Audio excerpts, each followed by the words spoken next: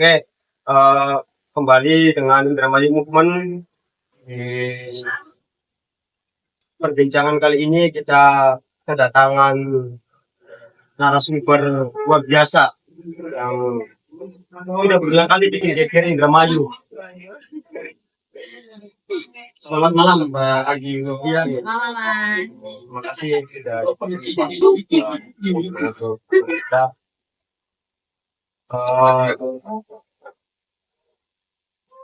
Kali ini juga seperti biasanya meskipun kedatangannya sekarang narsumnya salah satu anggota DPRD Kabupaten Indramayu, tapi santai aja, relax, dan tetap saya sudah izin untuk bisa merokok dan kata Mbak Anggi slow aja, jadi jangan dianggap saya nggak sopan sama Mbak Anggi gitu. Langsung aja Mbak. Kemarin kan beberapa hari yang lalu seminggu yang lalu itu kan malah belum kesini. Belum kayaknya. Viral gitu. Viral ya. Geger masalah aksi awal lagi. Kemudian orang udah bikin geger berapa kali. Kemarin waktu zaman pilkada juga bikin geger, dan sekarang juga bikin geger lagi karena banyak keluhan katanya harusnya mau ya kualitas airnya makin buruk, termasuk volume yang luarnya hijau ya, banyak ini ya, dan bagi salah satu yang terkejut ya kencang macam itu. Sebenarnya ada apa sih Mbak Anggi yang begitu sangat kencang? Apakah ada persoalan tersendiri sama di Setiawan atau memang karena kewajiban saja kepada dewan? Oke ya. Terima kasih ya Mas atas pertanyaannya. Saya ucapkan terima kasih juga kepada Indramayu Movement. Ini pertama kalinya ya saya diundang. Dan kalau misalkan kita berbicara PDAM, itu kan salah satu kekayaan BUMD yang dimiliki oleh masyarakat Indramayu ya. PDAM ini sifatnya punya pemerintah Kabupaten Indramayu, sahamnya pun kepemilikannya atau pemilik modal adalah Bupati Indramayu, dan hari ini Adi Setiawan adalah pengelolanya, direktur utamanya. Nah, dasar apa sih yang melatar belakangi seorang Agi Novia harus teriak tentang PDAM gitu kan? Yang pertama, memang kinerja saya di Komisi 3 DPRD Kabupaten Indramayu yang mitra kerjanya itu salah satunya adalah BPMD PDAM Tirta dan Mayu ya. Nah, awal kenapa saya mengungkap ada rapat kerja ya kan tentang PDAM, awalnya saya dapat aduan Mas, dapat komplain dari 1.300 pelanggan PDAM kepada saya, ada yang secara langsung, ada juga yang secara chat personal melalui pesan WhatsApp, ada juga yang melalui DM di Instagram. Atas dasar masyarakat ini, akhirnya saya bikin ya sudah pengaduan aja nih, masyarakat yang merasa dikorbankan sebagai maksudnya yang merasa korban dari pelanggan PDAM ini. Ada permasalahannya mengenai yang paling sangat kencang di mata ibu-ibu ini, teriakannya itu tentang tarif. Masalah tarif PDAM yang konon katanya di bulan September, Oktober, November ini tarifnya semakin mahal. Itu aduan ya. Dari saya menerima 1.300 pelanggan yang mengadu dan saya advokasi mereka, sehingga saya mengusulkan kepada pimpinan Komisi 3 untuk melakukan rapat kerja. Pimpinan Komisi 3 berusaha pada saat itu mengundang Direktur PDAM, dan saya waktu itu komunikasi dengan pimpinan, gimana pimpinan, apakah direkturnya masuk? Kalau misalkan Direktur PDAM, Direktur Utama Pak Adi Setiawan masuk, saya masuk gitu. Kalau enggak, ya sudahlah, buat apa rapat kerja juga. Nah terus 2 sampai yang terakhir saya masuk sudah siapkan berkas dan data. Mas bayangkan, sebelum rapat kerja dengan PDAM, saya harus mempelajari dulu tentang PDAM. Karena saya awalnya tidak ada basic ya.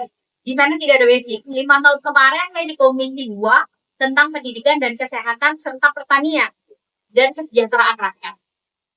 Setelah ditugaskan sampai di Komisi 3 itu tentang perizinan, ngurus perizinan gitu kan.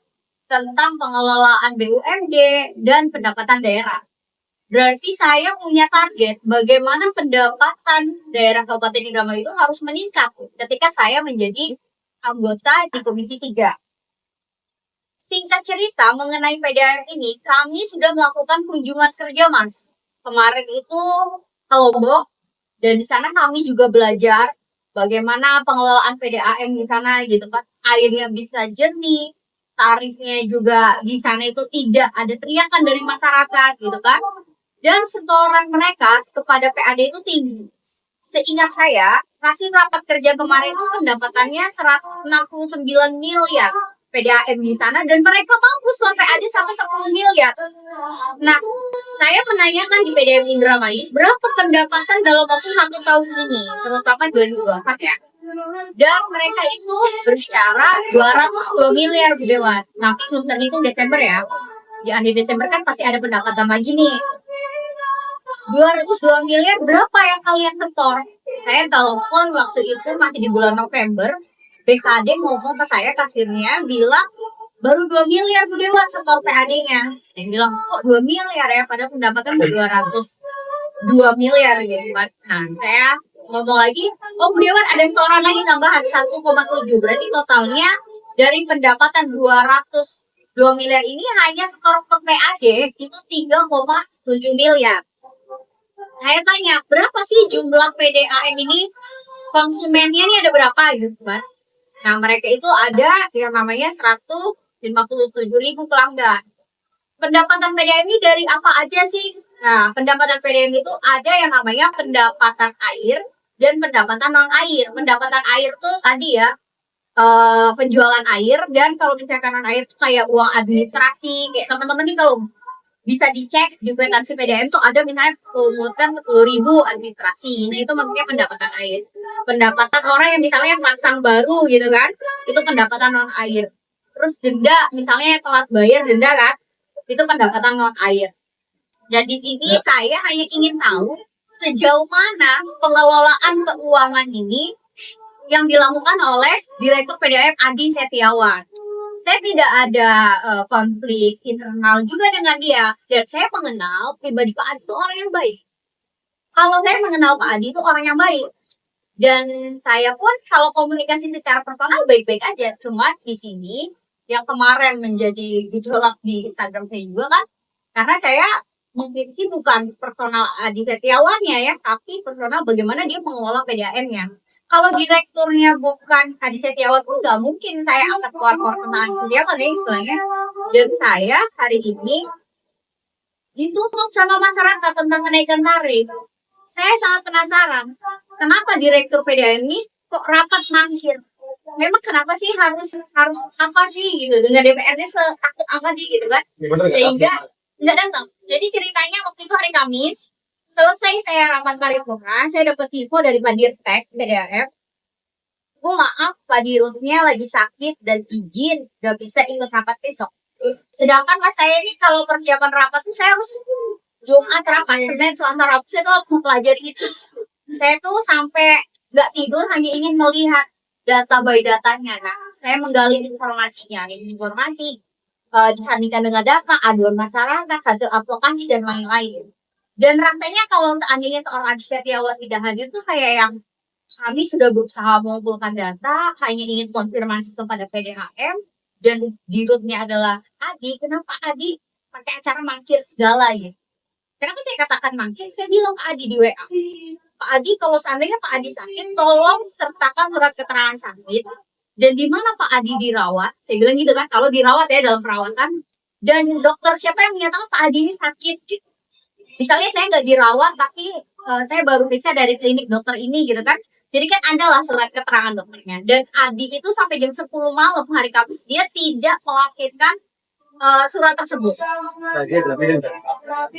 Jam 11 siang, itu rapat jam 2 ya.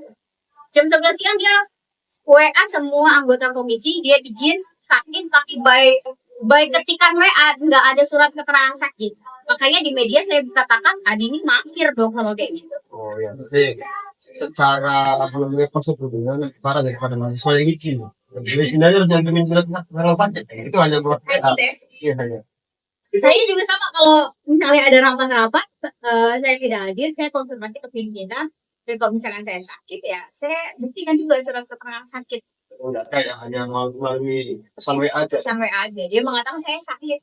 Saya bilang sakit apa nih Pak? Gitu. Tapi kan saya dengar itu bukan dengar dari informasi yang beredar katanya Pak Hadi ini mangkir bukan hanya sekali dari penginapan kerja. Mau sih tidak dengar. Alasannya apa? Sama sakit juga.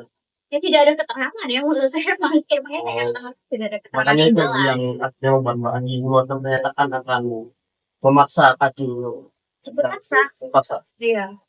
Ada pertanyaan kemarin menarik Pak dari apa namanya ini Ya. caleg ini kan. Eh, bisa memang seorang akomodir dari DPRD itu terpaksa terpaksa. Ini kan kita bayangin seolah-olah kayak polisi yang di PK gitu. Kita sana gitu pas itu bisa. Jadi kalau kita lihat di tapi nih ya, kami ini kan Pak Adi ini pengelola PDAM Tirta Dharma Air. Kalau PDAM ini bukan milik nenek moyang dia ya. PDAM ini milik masyarakat Indramayu, milik pemerintah Kabupaten Indramayu. Dan ada juga kan kepolisian, kejaksaan, itu kan mitra kerja Komisi 1. Boleh dong rapat gabungan misalnya ya, Komisi 1 dengan Komisi 3 melalui pimpinan DPRD. Karena kita kan pengen tahu penggunaannya ini untuk apa, keuangannya kan seperti itu kan. Dan bisa nggak Mbak Dewa dijemput paksa? Bisa, karena ini untuk kepentingan masyarakat kok, uang rakyat kok yang kita tanya, bukan uang pribadi dia, bukan uang warisan dia. Kenapa harus didiskusi kan seperti itu ya? Jadi ya, kalau pertanyaannya, apakah seorang DPRD bisa? Lah, kalau misalkan diktatifnya ada, ya kan apa enggak? Bisa nih, netizen ya. Jangan lagi yang pertanyakan. Bisa. DPRD itu tadi kan bisa sebuah proses tegak politik eksekutif legislatif kan. Kalau ada istilahnya permasalahan, kita juga bisa melibatkan yudikatif untuk kepentingan masyarakat kan. Nah, lagi tadi Mbak, ada sekitar 1.000 lebih ya yang mengajukan 300. Ini juga Mbak Anies sedang kemati. Dan Iya, saya lihatin satu-satu. temuan di lapangan memang benar yang kalau masyarakat Oh iya. yang burung bataknya ada. Kalau kualitas air yang buruk, saya kirimin video. Video ini kenapa dia ngomong kualitas airnya seperti ini? Saya langsung konfirmasi juga kan ke Kaditek ini kenapa? Apa sih gimana gitu kan? Mereka itu sangat ini ya, sangat responsif ketika ada aduan masyarakat. Cuman yang jadi permasalahan, saya aneh, kenapa masyarakat ini mengeluhkan tarifnya kok mahal ya? Tarifnya kok mahal? Ternyata pas ketika saya pelajari, PDAM kita itu penggunaan tarif, saya nggak bawa data ininya ya, data realnya. Kalau boleh handphone saya. Jadi biar ada datanya. Ada peraturan bupatinya. Peraturan tentang tarif ya, tarif. Jadi kalau misalkan tarif itu dia ada kategori-kategori, ada klaster pelanggan ini, ada klaster, ada misalnya nih kelompok 1 misalnya kan untuk tempat ibadah, tempat sosial gitu, maksudnya kelompok 1A, 1B, 1C. Berapa sih penggunaan tarifnya? Di sini ada per liternya 3,12 perak kan, ini satuannya liter ya. Nah, ada juga untuk rumah tangga 2A, 2B, 2C, 2D kan gitu. Nah, selain hitungan tadi, kan beda-beda nih tarifnya ya per liternya. Selain ada sistem blok juga nih. Sistem blok. Jadi sistem blok 1, penggunaan masyarakat misalnya kategorinya itu 2B. Ternyata dia penggunaan tiap bulan itu kalau 0 sampai 10.000 liter, dia hanya dikenakan tarif tipe rumah 2B itu 527, artinya per kubik itu 5.207 perak ya. 5.207 perak. Nah, sedangkan rata-rata misalnya kalau penggunaannya 10.000 sampai 20.000 liter, itu tarifnya di angka 6.706 perak ya per kubik. Artinya kan berbeda nih. Kalau misalkan penggunaannya 20.000 liter sampai 30.000 liter, tarifnya di 8.260. Artinya penggunaan klasifikasi liter ini tidak mungkin kalau misalkan masyarakat kita itu kelas 2, misalnya ada penghuninya 6 orang. tidak mungkin masuk kategori yang utama 0 sampai 10.000 liter. Pasti lebih dari itu kan. Dan rata-rata penggunanya itu di angka 20.000 sampai 30.000 liter. Nah ini kategorinya ini di angka 8.260. Dulu itu kan kalau misalkan 3 liter itu kan rata ya. Misalnya per liter 4.000 sekian. Mau penggunaan berapapun ya tetap dikalinya seperti itu. Kalau ini kan ada faktor klasifikasinya gitu. Blok 1, blok 2, blok 3 dan harga per bloknya ini beda. Itu yang membuat masyarakat ini mahal nih. Kalau ini yang bloknya bro ada Itu artinya nggak sinkron sama volume air yang dipakai sama tarifnya. beda. Jadi misalnya rumah yang mas ini tipenya 2B kan, rumah tangga tipe 2. Penggunaan tiap bulannya misalnya 15.000 liter, berarti mas itu dikalikan kategori blok 2 harganya. Itu kalau saya lihat dan pelajari. Iya benar kan, kurang boleh. Nah, Iya, jadi kalau misalkan PDM bener nggak naikin tarifnya 30%? Ya kalau misalkan penggunaannya sedikit hanya di bawah 10.000 liter per bulan ya benar, kayaknya yang 30%. Tapi kalau penggunaannya masih 20.000 liter ke atas, ya tadi tarifnya 8.600 sekian. Artinya tarif dulu hanya 4.000, berapa penggunaannya ya, 4.000 sekian. Tiba-tiba mas ini penggunaannya 20.000, dikalinya 8.600. Makanya di situ masyarakat teriak naiknya 2 kali lipat. jadi itu juga bukan perkara PPN doang, makanya ada atau kalau Perbuk tarif ada. Memang tidak menyalahi aturan masalah perbuk tarif ini, tapi kita akan kaji secara ulang. Kalau di level penggunaan yang hanya 10.000 liter, itu benar mas, kita hanya naiknya 30%. Karena tarifnya tadi 5.000 sekian ya per kubiknya. Tapi kalau misalkan mas ini kalau di rumahnya ternyata umurnya 25.000 liter, berarti tarifnya tadi 8.600. Ya, kalau misalkan mas ternyata penggunaannya di atas 30.000, itu ada plusnya lagi. Makanya saya bilang wah ini kalau kayak gini kapitalis loh pak, bukan organisasi sosial lagi deh bilang gitu.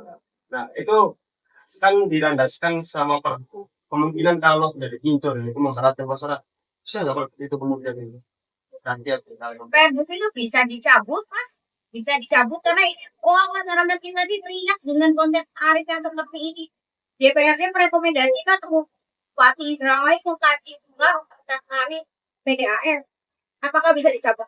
Nah, sangat bisa. Itu yang sedang kami perjuangkan agar masyarakat Indramayu pertama mendapatkan air yang baik, air yang bersih sesuai dengan spek Kemenkes, dan yang kedua tarif yang sekiranya bisa diukur, tidak merugikan PDAM, tidak merugikan pelanggan juga. Segini Mbak, tadi kan ada teman daerah luar Jawa ya. Iya di Lombok. Lombok itu 129 miliar pemasukan ada 169 miliar. 169 ya yang masuk ke Ada itu bisa sampai 10 miliar. miliar. Sementara di Indramayu 202 miliar. 202 miliar. Cuma yang masuk cuma 3,7 miliar. Nah, makanya saya di PDAM itu fungsinya Pak Adi ini harus datang. Uang PDAM ini pendapatan ini dipakai untuk apa aja Pak Adi? Apakah misalnya untuk pemeliharaan Mbak? Misalnya, pemeliharaan berapa persen sih dari uang pendapatan? Untuk misalnya gaji pegawai, berapa persen sih gaji pegawai? Kan seperti itu ya. Jangan-jangan kita ini untuk peningkatan kualitas air hanya sekian persen, tapi untuk belanja pegawainya jauh lebih tinggi nih. Jadi artinya masyarakat konsumennya teriak, tapi yang sejahtera pegawai-pegawainya misalnya. Ini perlu kita audit secara bukan audit ya, kami hanya ingin tahu data. DPRD tidak ada hak untuk audit secara terbuka, DPRD tidak ada hak itu, tapi mengetahui penggunaan anggaran itu kita ada hak budgeting. Itu hak yang melakukan sama kita mas. Selain keterangan yang apa namanya harapan keluar apa DPR yang ada kondisi tapi hati dari pemasukan DPR yang Oh iya. banyak tempo yang masuk 3,7 miliar. Apakah ada kajian sendiri atau Jadi kalau itu kan adanya di perencanaan keuangan ya, adanya di Banggar ya, Badan Anggaran. Kebetulan saya bukan anggota Banggar, jadi saya tidak bisa menjelaskan kenapa target yang harus disetorkan itu ya 3,7 miliar. Itu kalau targetnya berapa, Pak? Atau menurut kita? Kemarin katanya di Banggar itu dirumuskan 5 miliar. Hampir 5 miliar. Ya, cuman nggak tahu, saya belum punya data pasien karena saya bukan anggota Banggar ya mas, jadi saya nggak bisa memberi. Terus apa namanya, ada air yang red menjadi apa namanya enggak banjir. Ke depan rencananya mau kapan? Iya, harus dilakukan. Kita itu baru dapat data nanti dari PDAM tentang per ID pelanggan ya. Jadi kita ini pengen lihat ID pelanggannya, tarifnya yang mereka store dari Januari sampai Desember ini berapa. Setelah itu kita pengen tahu penggunaan masyarakat ini berapa kubikasi, rata-rata sebulan ini berapa kubikasi. Kami akan sampling data ini mas, kita akan tinjau ke lapangan. Kalau seandainya ada kelebihan uang masyarakat yang membayar PDAM, maka PDAM kemarin sudah siap untuk mengembalikan uang pelanggan itu. Makanya kami baru dapat data hari Jumat, kemungkinan kami minta waktu DPRD untuk analisis data ya dari PDAM. Mudah-mudahan secepatnya saya bisa bertemu dan bertatap muka dengan Pak Adi Setiawan. Karena mau tidak mau, satu-satunya BUMD yang memang jadi keunggulan masyarakat ini kan DMS. Tadi Mbak, apa namanya, masih waktu kerja rencananya masih hanya satu fungsi atau fungsi tiga doang atau tadi satu dua ada. Belum ada pembahasan ya di komisi ini, apakah hanya komisi 3 yang atau misalnya kita dapat gabungan juga nih kalau ada penyalahgunaan anggaran atau apa, bisa kita langsung dihadapkan misalnya, atau sikap komisi 3 seperti apa sejauh ini belum dibicarakan. Gambarannya ideal, gambarannya tahu namanya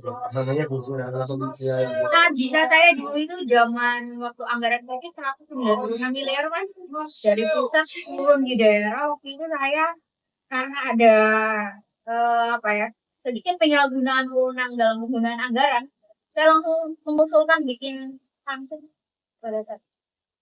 Terus tadi yang menyatakan bahwa kalau PDAM nyatanya ada kelebihan baru ya kita bandingkan itu resmi dari PDAM. Kemarin hasil rapat itu juga acara seperti itu.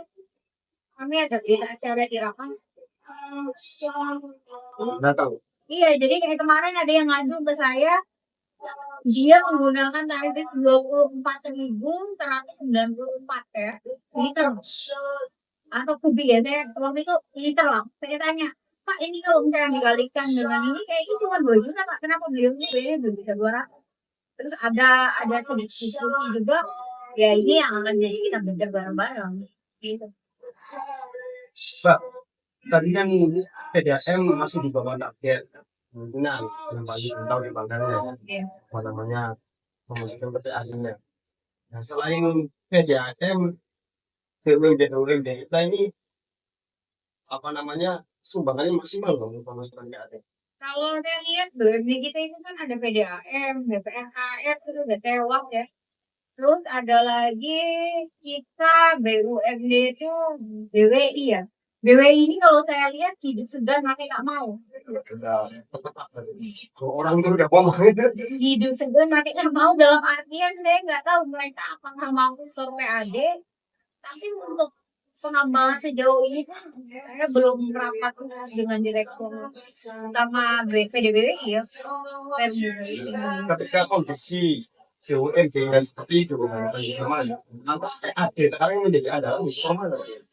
Kalau PAD itu kan 560 miliar ya kemarin. Nah, kalau unsur PAD kita itu kan sebenarnya banyak, retribusi. Terus, ini saya tidak bisa menjelaskan karena saya bukan anggota bangga. Saya bisa menjelaskan tapi bukan kapasitas saya. Ya. Karena DPSD kan sudah punya juga. Jadi nanti strategi dari komisi tiga kan apa? Sorry, strategi. Tugasnya casasinya adalah pendapatan. Oh iya, saya pengen naikin pendapatan dong. Nah, tekniknya kita tekan, gimana caranya Pak Andi menanyakan pendapatan? Karena kan ini juga belum lama kan, dan Betul. Komisi 3 ini kan. Ini se-Indonesia ini mayoritas akan ada pelatihan buat sebentar ya, bulan Februari ya. Kalau untuk saya target untuk naikin pendapatan asli daerah itu seperti apa, yang pertama kita bisa melihat potensi daerah kita ya. Saya berharap pemerintahan ke depan bisa membenahi BUMD yang ada di Indramayu untuk orang PAD, apa misalnya pengelolaan pariwisata. Sejauh ini kan pariwisata kita ini bisa dikatakan belum maksimal ya Mas ya, untuk pengembangan wisata-wisata yang ada di Indramayu. Ya mungkin nanti tergantung, kita juga belum lihat visi seperti apa. Kalau konsep untuk peningkatan PAD ini lagi dibahas, termasuk percepatan investasi di kita ini sedang lagi ngejar ya untuk peningkatan PAD. Selain itu juga dari retribusi ini mungkin kita harus berusaha semaksimal mungkin untuk retribusi kita tidak terjadi kebocoran. Jadi akan menggunakan mungkin e-money elektrik atau apa akan kita lakukan di Komisi 3. Yang pasti dengan adanya kondisi mungkin ya pemerintahan baru, terus visi misinya juga kita akan sesuaikan gitu, karena bukan dari kubu saya yang kemarin kami kalah Mas. Jadi saya tidak tahu konsepnya seperti apa, saya belum baca visi misinya, saya belum membaca juga program-programnya. Mudah-mudahan tadi ya pendapatan Indramayu yang dari PAD kita 560 sampai maka kita bisa 600 bisa. Itu tadi menarik, yang menang bukan dari kubunya Mbak Anggi ya. Iya. Karena Mbak Anggi ini salah satu yang mengusung dari bermartabat Oh dua. iya, saya sangat Indomie bermartabat ya. Sampai detik ini belum move on untuk bermartabat sebenarnya. Tapi ada hal yang menarik bagi saya. Perjalanan kemarin zaman Bupati yang sekarang juga masih berada di Jambi. Banjir kan beberapa kali ke beberapa media mengkritisi. Terus mungkin netizen juga penasaran ke depannya gimana setelah yang jadi itu bukan dari partai sendiri. Kalau yang dari partai sendiri ke Bang masih mengkritisi, apalagi ini yang bukan dari partai sendiri, apakah mau oposisi murni atau bagaimana di pola ke depannya ini? Kalau saya sekarang ya untuk ke depan ya. Kalau untuk ke depan saya lagi menunggu juga sikap partai saya seperti apa. Kalau seandainya partai saya PDI Perjuangan akan oposisi, ya sebisa mungkin saya akan membangun dengan cara kritik yang membangun ya, ya istilahnya saya ikuti perintah partai, apapun kebijakan partai saya akan ikuti. Kalau seandainya apa dengan pemerintahan, ya kita akan ikut membangun. Kalau misalnya oposisi, ya kita membangun dengan ya melihat kritik kecil yang ada. Karena bagi masih menunggu daripada keputusan. Saya siapapun bupatinya, kalau dirasa tidak pro terhadap kepentingan masyarakat, ya tugas saya 5 tahun ini udah bayar untuk suara. Jadi meskipun misalnya ada pertemanan politik, ada apa, tapi kan yang saya lihat juga pertemanan yang ada. Yang kita lihat kan kebijakannya, apakah merugikan rakyat ya. Bagi ini udah periode keberapa Mbak? Kedua itu. Kedua ini ya, dimulai dari 2019. Iya. Ini sebuah ya. Tapi kita juga jangan buta loh melihat perkembangan Ibu Dina di 3 tahun ini.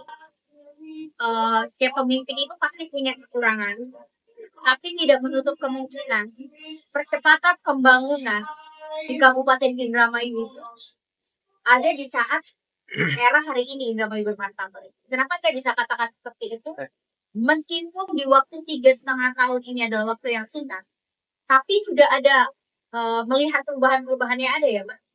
Misalnya contoh, hari ini Indramayu kita punya percepatan industri, berapa investor yang hari ini sedang bekerja membangun pabriknya di era pemerintahan ini. Saya tidak cinta buta atau seperti apa ya, tapi saya melihat secara fakta. Ketika baik, saya katakan baik. Ketika kurang baik, ya perlu diperbaiki. Berapa pabrik yang sedang membangun investasi di eranya Ibu Nina? Terus yang kedua, berapa juga maksudnya perkembangan laju ekonomi masyarakat? Dan tadi data kemiskinan, data IPM kita, meskipun saya berbicaranya data, dirasakan atau tidak, ekonomi kecil ini tumbuh mas. Mungkin 2019 kemarin kafe-kafe yang kayak gini nih jarang. Sekarang di era saat ini ya, ini udah berkembang ya. Indramayu punya biokop, pembangunan hotel, Bel Hotel ya kelasnya nasional ya kelas Bel ini kan ya berbintang lah. Tidak ada di Indramayu. Pengelolaan, penataan ekonomi yang sekiranya menjadi trigger di era Bumina ini ya beberapa. Saya ucapkan terima kasih Bu Nina atas pengabdian Kabupaten Indramayu. Ibu adalah sosok yang sekiranya bisa membangun Indramayu dan merubah pola. Jujur aja ini saya agak grogi kali ini nih, oke. Karena biasanya kan ngadepin orang-orang yang juga sama pendiriannya ya. Karena semua pasti tahu lah, semua movement oposisi Indram. Oh betul. Jadi baru pertama kita kedatangan tamu ya narasumbernya ini dari partainya incumbent gitu kan. Jadi harus terukur, maksudnya jangan sampai malah di sini podcast jadi perdebatan gitu. Tapi nggak apa-apa.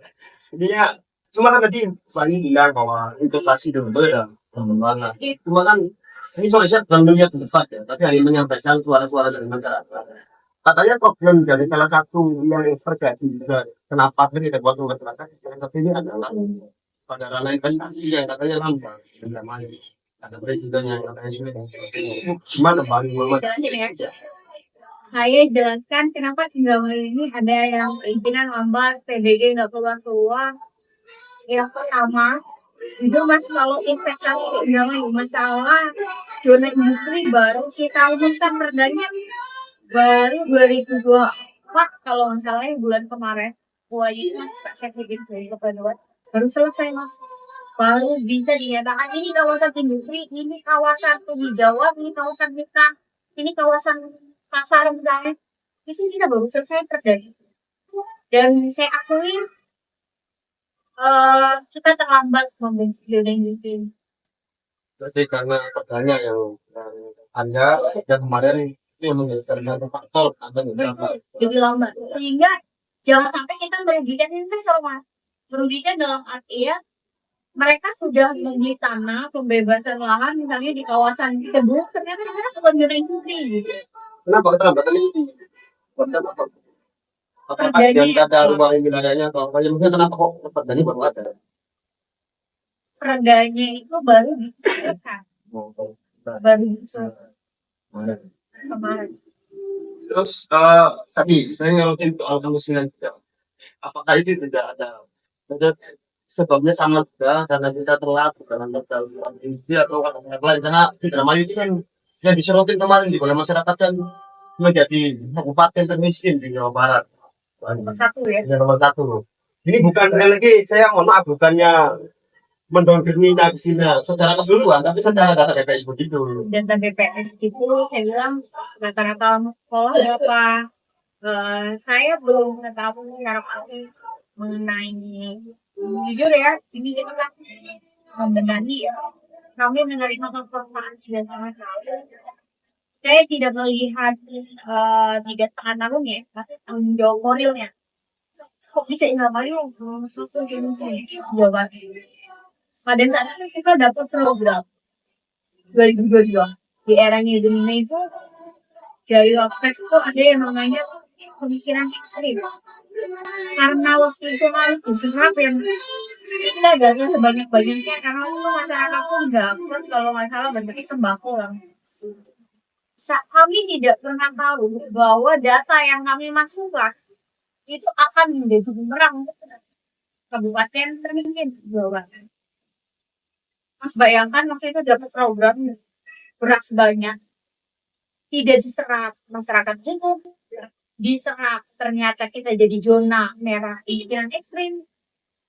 Saya nggak mengerti juga kategori kemiskinan ekstrim ini seperti apa.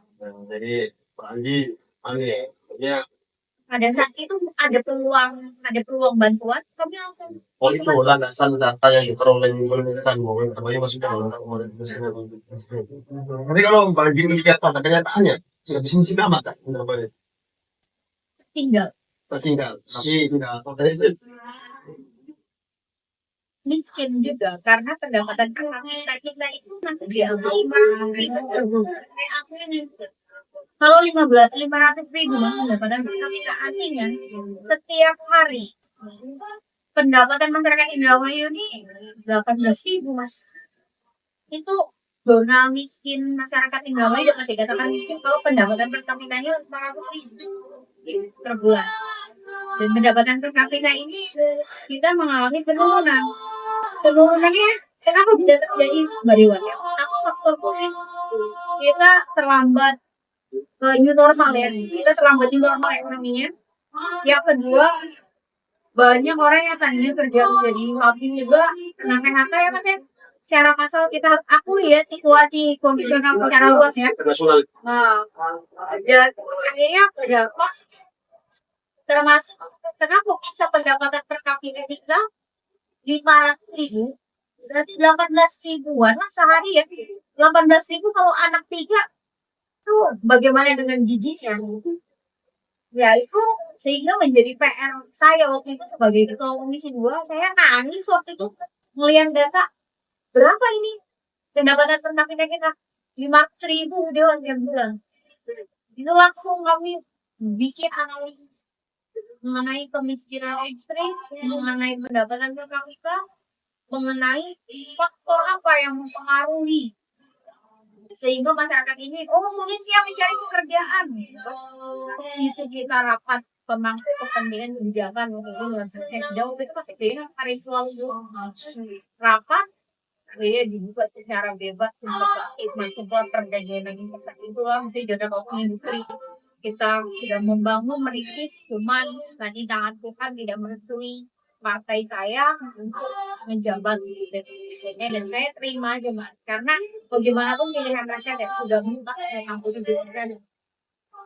Nah, meskipun bukan dari kubunya Banggi, tapi kan rancangan-rancangan seperti itu hanya rancangan yang juga harus didorong. Kalau baik Iya, tapi siapapun memilihnya ya nggak usah diganti. Kalau itu bisa ada mas, ya jangan sampai kayak kemarin-kemarin, mata yang itu bupati kasih ganti petunjuk. tuh kita juga harus melihat ya mungkin ada minta maaf dari partai saya ada kekurangan misalnya kayak pola anggarannya misalnya saya minta maaf kalau seandainya di tangan pemerintahan bagi perjuangan masyarakat dirasa kurang sejahtera saya minta maaf kepada masyarakat Indramayu. Insya Allah partai kami pun sedang memperbaiki kinerja kader-kadernya yang ditempatkan di legislatif maupun di eksekutif. Saya minta maaf kepada masyarakat Indramayu dan selanjutnya kita juga menuliskan. Ya, saya pikir ini adalah contoh daripada jiwa negarawan ya.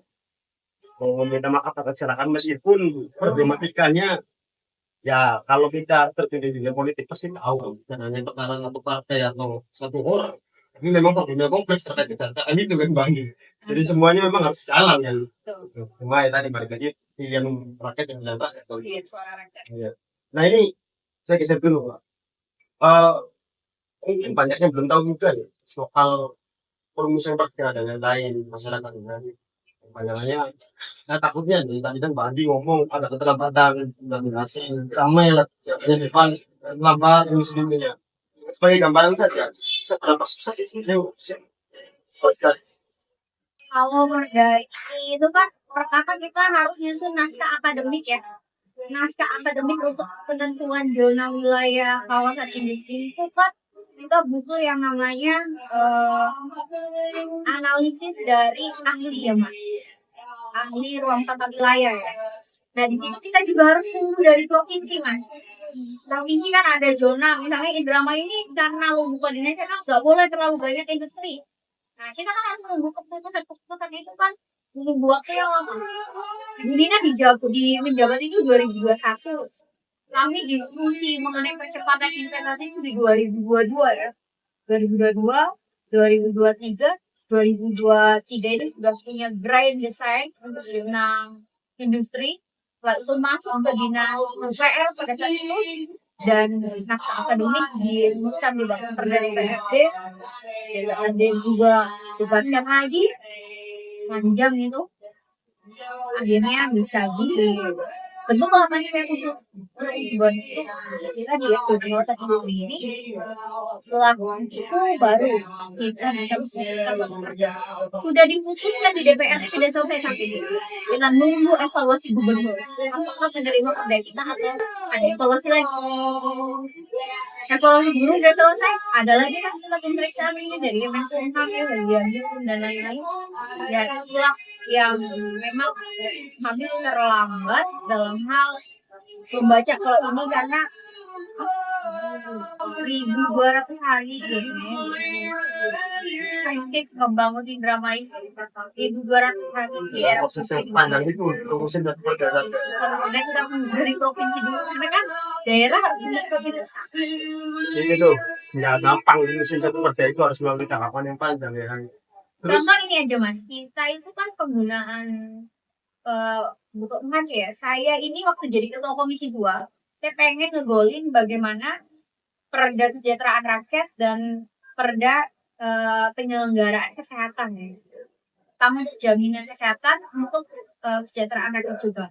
Jadi artinya pada saat itu masyarakat dapetin akses.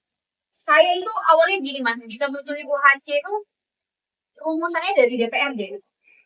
DPRD waktu itu merumuskan perda penyelenggaraan kesehatan. Saya bilang ke Pak Kadis tolong dong masyarakat Indramayu cukup bawa KTP aja langsung bisa dapat akses kesehatan gratis. Bisa nggak Kak Kadis? Bisa Bu, BPJS ada program remaja. Kita butuh perdanya gitu kan, perdanya penyelenggaraan kesehatan. Saya pelajari, saya baca, oh ini goal saya ini sebagai ketua komisi saya harus membentuk perda ini. Gitu kan. Saya waktu itu bisa mengatakan seperti itu. Jam 2 malam mas bayangin rumah saya digedor masyarakat dia nggak punya BPJS nggak punya duit tapi mau melahirkan sesar saya digedor sama suaminya Bu Dewa ini bantuin gimana saya bilang coba pakai SKTM pun ternyata dia nggak bisa gitu kan pada saat itu dan orangnya nggak mampu gimana ini untuk mengcover anggaran ini kan akhirnya saya bilang kalau ini harus dibikin perda ya sekiranya masyarakat ini mau melahirkan mau berobat mau apa bisa gratis hanya tunjukin KTP Indramayu gitu kan dipanggil saya sama pimpinan waktu itu Pak Sefudin Pak Ketua saya punya gizi saya bilang untuk kesehatan Indramayu ini gratis beliau sepakat masuklah rumusan di komisi 2 waktu itu kami naskah akademik itu dengan mas kalau nggak salah ya selesai di sana kami merumuskan dengan pimpinan diterima dengan pimpinan masuk ke Bapom Perda kenapa harus disertai dengan kesejahteraan sosial jadi saya pengen yang di Indramayu bukan hanya jaminan kesehatan ya tapi sosial juga harus benar-benar problematika kemiskinan ini bisa terselesaikan terutama kemiskinan rural ya jadi pada saat itu saya harapan saya, misalnya orang sakit, dia pedagang cendol. Karena dia sakit, dia nggak jualan dong. Karena pedagang itu kan dapat pendapatan tiap hari ya mas. Saya bikin perda penyelenggara sosial itu untuk cover anggaran. Tadi mereka yang sakit tidak dapat penghasilan, sedangkan punya beban anak dan istri.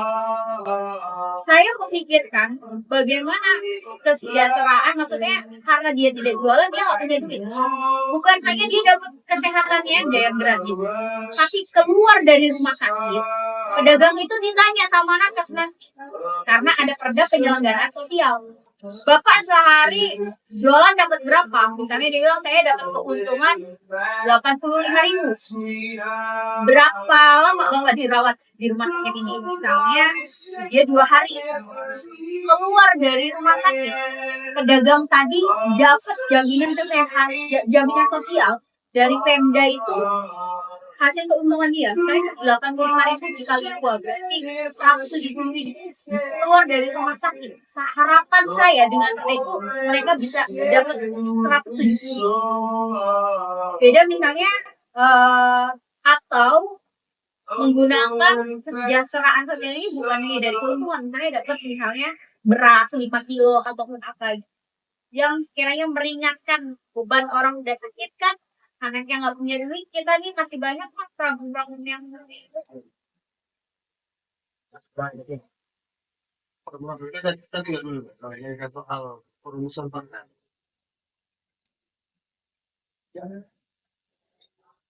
Tadi soal perda selain prosesnya yang panjang, saya dengar juga kan biayanya nggak itu untuk masyarakat kita katanya sampai 75 juta. Itu benar loh biaya apa? Benar, itu tantangan ya. Oh, Makanya satu produk hukum itu Masya Allah ya, karena naskah akademik ini 75 juta. Belum kalau udah masuk padu, ada misalnya konsultasi dulu, kita harus semua kerja, bahas, itu kan bikin amat dan lain-lain. Ya, yang tidak murah.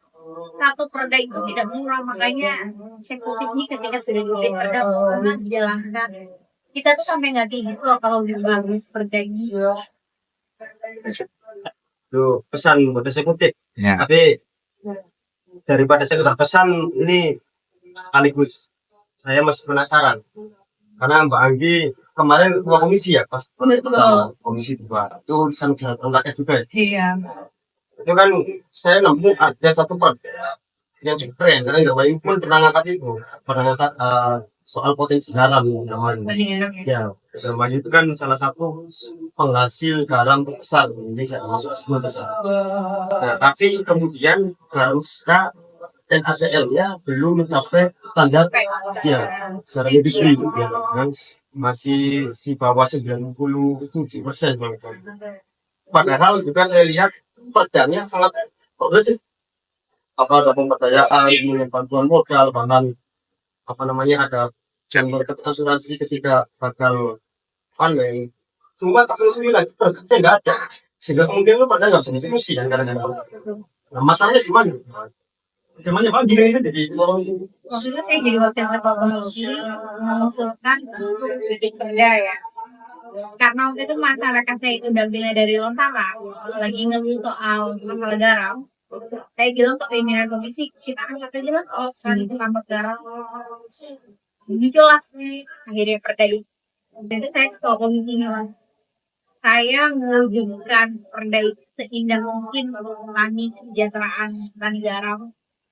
Tapi yang sangat jadi kecewa ini dinas kelautan tidak mengeksekusi dalam pola anggarannya tidak mengikuti perbuk yang ada. Nah ternyata nggak ada perbuknya, perbuknya dimiliki. Ya akhirnya mereka juga tetap pola anggaran yang ya rutinitas aja seperti biasa. Sehingga ada perda kalau nggak dieksekusi di perbuk ya nggak bisa dijalankan. Kalau kita ngomong undang-undang tanpa Peraturan menteri. peraturan menteri atau perpres yang nggak dalam juga. Oke. Sini saya pengen sedikit lah ulas pandangan Bang Di soal politik, terutama di main karena kan Mbak Anggi salah satu semenjak periode pertama, periode pertama Mbak Anggi itu kan menjadi anggota dewan termuda di Mayu, kan terus jadi dan langsung menjadi ketua komisi. Wakil ketua komisi. Baru naik ke Lalu sekretaris fraksi, terus saya di AKD itu ketua komisi. mau coba kan.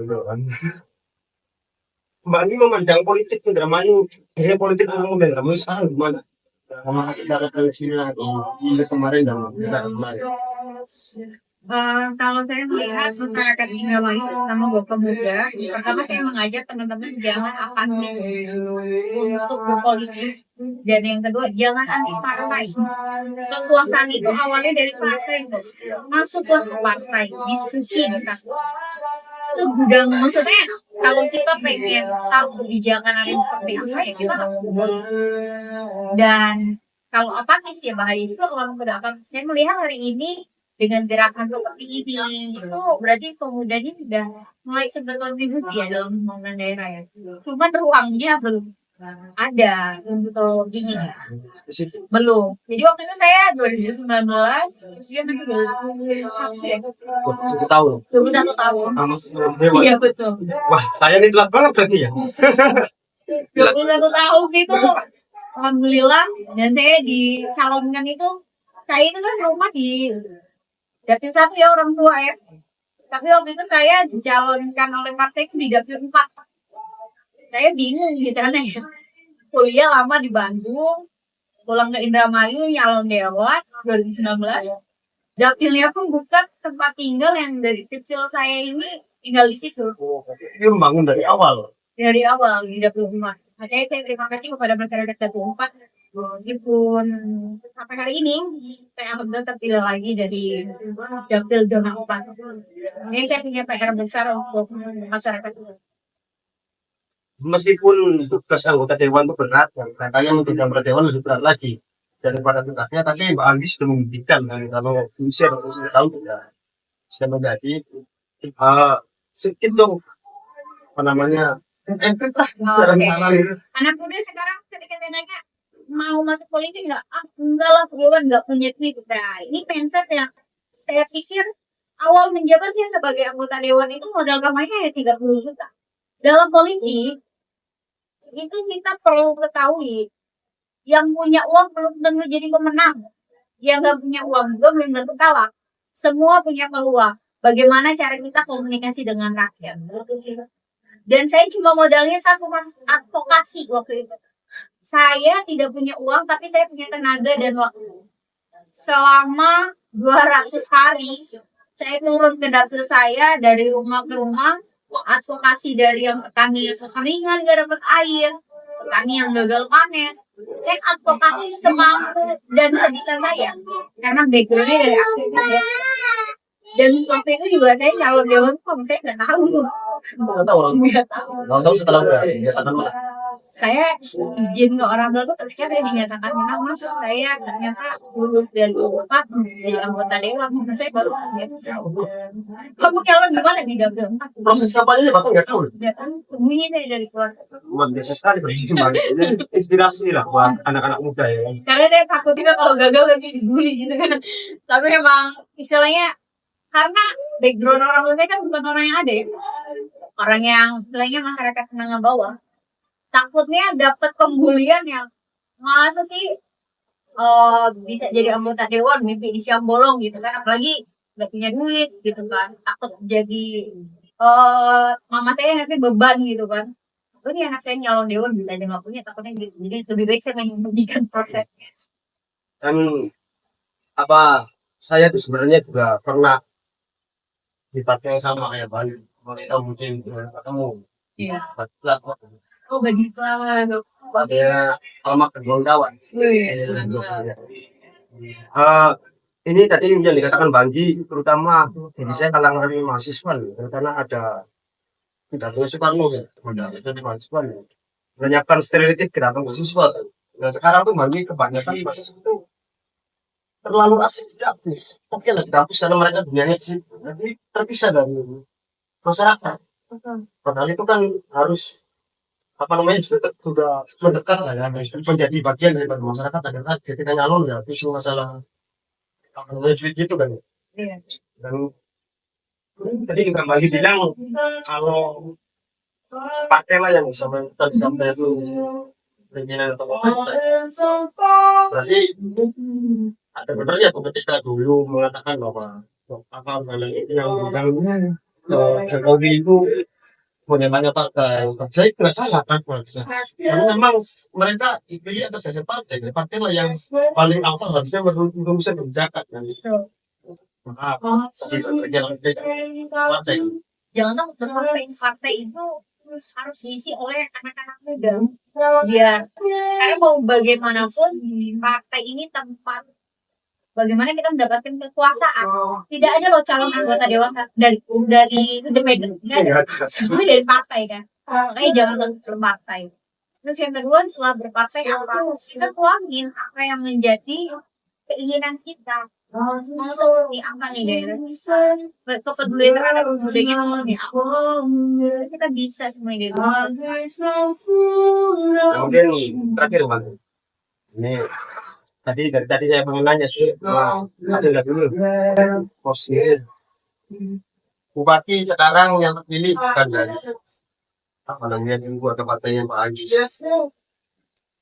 Baru dan balik tadi masih punya banyak harapan untuk kembali terlepas dari Bagi lihat lah kalau kita anggota dewan. Juga tadi soal perda yang tadi kita bahas itu dengan sana.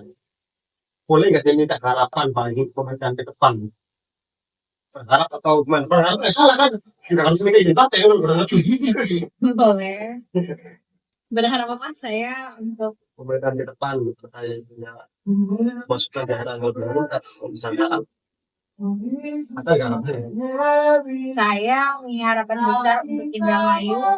Yang pertama, dengan potensi panjang pantai kita yang sangat luar biasa, tidak semua wilayah bisa memiliki itu. Padi yang begitu hamparannya luas.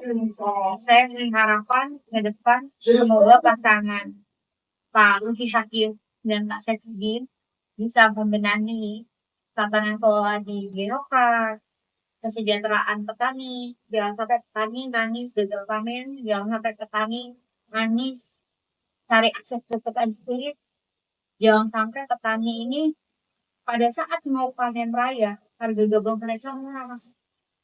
Ini jadi catatan PR. Jangan sampai pada saat petani mau panen raya ternyata beras impornya banyak beredar di pasaran. Mereka Luki Hakim dan Sefudin pasang badan untuk kesejahteraan petani.